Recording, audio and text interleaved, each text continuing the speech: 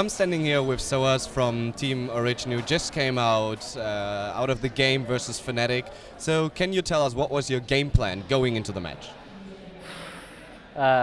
Thinking about it right now, it's a bit difficult to say. Our mindset, maybe I can talk about, is that first game we are like, we're gonna try something and try to learn as much as we can from it. Learn what do they prioritize about picks, what do they like to do, if they play really differently than they used to play, something like this, since we didn't play for weeks. So the first game was really to learn the most, and after we just went with the flow, like change some few things, that's it. Okay, you had a more or less miracle comeback because there was no engage for either team in Game 4. Can you tell us how is it possible that you actually managed to overcome Fnatic, the team that has never lost basically when they were ahead 7K with that comeback? It was all about the Lulu-Tristana combination, right? It's just the fact that we have late game. We have a better late game than they do, and we also had Drakes and they didn't. For sure they got like 2 barons in a row or something, but it didn't mean much because they didn't really push that much with their barons, so it was just like gold, and that's pretty much it at this point. And we had, I think we had 4 Drakes when they had 1 or 2 or something like this.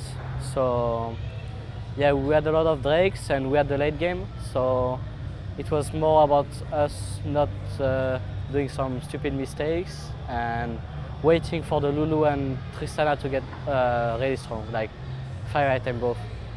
Okay, so we saw the Gangplank yesterday in the match already. You pulled it out today with magnificent success basically.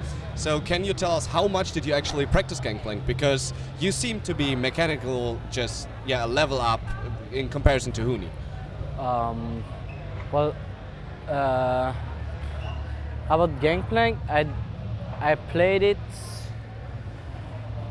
in scrims. I played it like 3 times or something. It was 1 week before, no, it was like a few days before we started traveling to Sweden.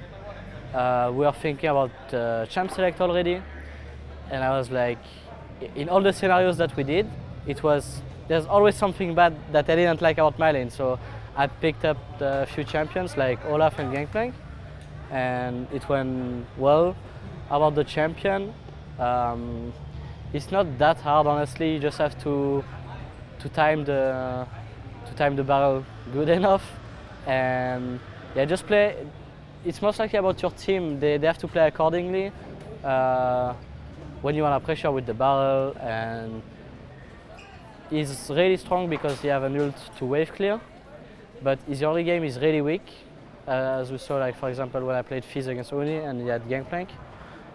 His early game is really bad until you have Trinity and Lucidity boots, so it's like he's really bad in the early game and then he becomes really strong mid to late game, so it's just a good pick overall.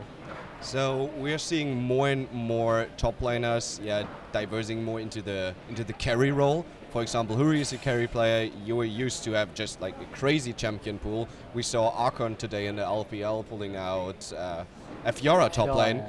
So what do you think about the change in meta? It should actually suit you, right?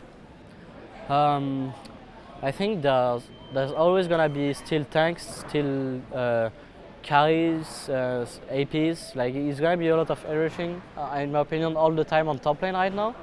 It just happens that with the game change, and right now the rework of Fiora, it happens that LPL teams or LCK teams are gonna play some Fiora, but it just depends what Riot do in terms of changes. Sometimes we are maybe gonna see more APs, and sometimes maybe more tanks because they will buff some tanks. So it just depends how the patch notes goes, and I actually don't care if there is AP top or carries or tank.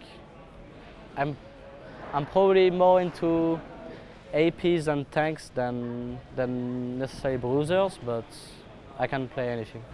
Okay, thank you very much for your time. Best of luck in the gauntlets. And do you have any words left for all the people watching you and cheering for you? Well, thanks to everyone that cheered for us.